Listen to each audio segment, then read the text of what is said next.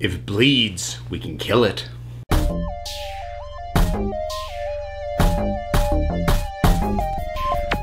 First trailer out for The Predator. So there was no way I was going to talk about this. Predator actually made my list of most anticipated movies of this year. A combination of having a bit of a nostalgic love, certainly of the original film and of the property in general, and really liking the output of Shane Black for the most part. When it comes to him both writing and directing, weakest thing I think he did was Iron Man 3, and I still like Iron Man 3. So that's relative to his other stuff, because Kiss Kiss Bang Bang and The Nice Guys is even better. So I've been excited for this. So here's the first trailer, and it starts with kids. It starts honestly looking like E.T. or Stranger Things, and I have to wonder if that's a marketing call or not. It's weird to me that kids are in this at all. I'm gonna say right now, I do not believe that the movie is actually what the trailer made it look like. Because the trailer made it look like kid finds thing, kid turns things on, and it's basically a remote control for an actual spaceship that then crashes. I don't think that's actually what is going on. I think they just were able to cut together the footage that is in the film to make it look like that. At least I hope that's not what's going on, because that feels goofy. That does not feel like the return to R-rated Predator, you know, getting really hard on that. I say return, it's been primarily an R-rated franchise. In any case, that's not the tone and the vibe that I was expecting or was really looking forward to. After that, there's a couple of interesting things. It's a fairly unknown cast, or at least unknown to me. There's a few people I recognize, and I got excited whenever I did recognize anybody. Sterling K. Brown, I love him. I got really excited to see him. And there's Reek from Game of Thrones, saw him. Keegan-Michael Key. So, you know, there are people that I recognize that was like, oh, but it's very obvious that this was done on probably with a reduced budget overall, certainly a reduced portion of the budget going towards the cast. This is not a film that is looking for big names of actors to push it. They're hoping that either the film sells itself or the name brand is enough to get it over the hill. So, moving past the way it started, which again to me is just kind of weird, and honestly, it does bring to mind the subplot with the kid helping Tony Stark in Iron Man 3, which was an okay element of that film, but I didn't bowl me over.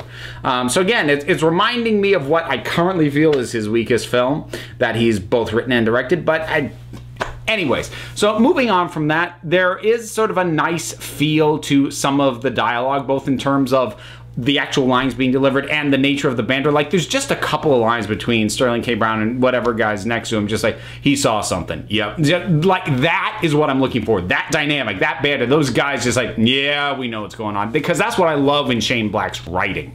So it's stuff like that I'm looking forward to, and it's a tiny moment in this trailer. I understand that, but that still makes me kind of like, okay, yeah.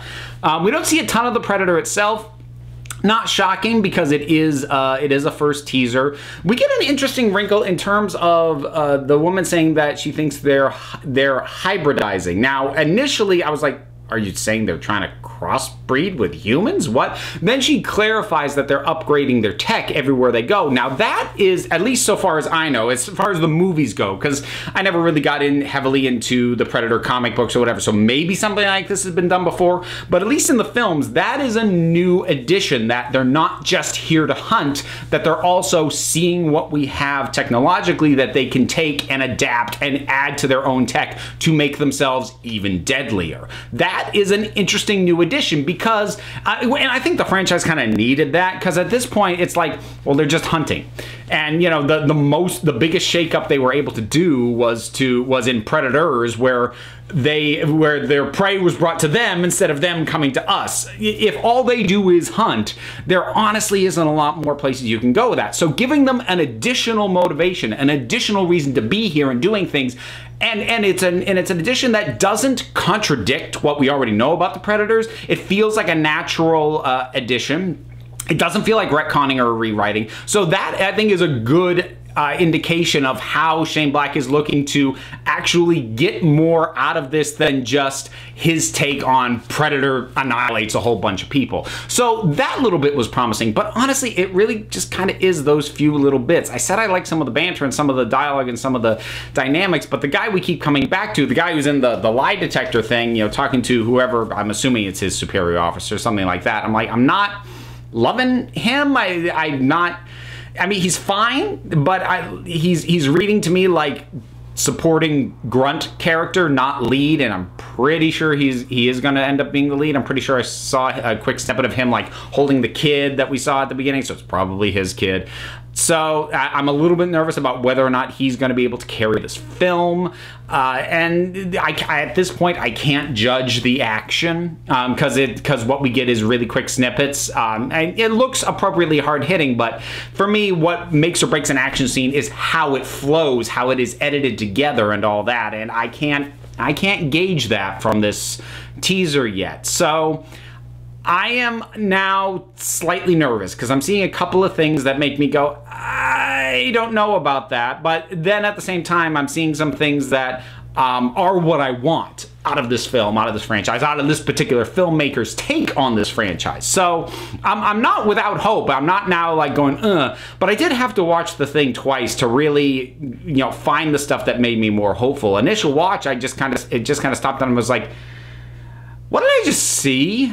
Because it just didn't feel like the Predator. And that might not be a bad thing because classically it's been treated a bit like a horror franchise where you just give them new fodder over and over again. And if it just feels like that forever, it's going to end up even more stale than it already is.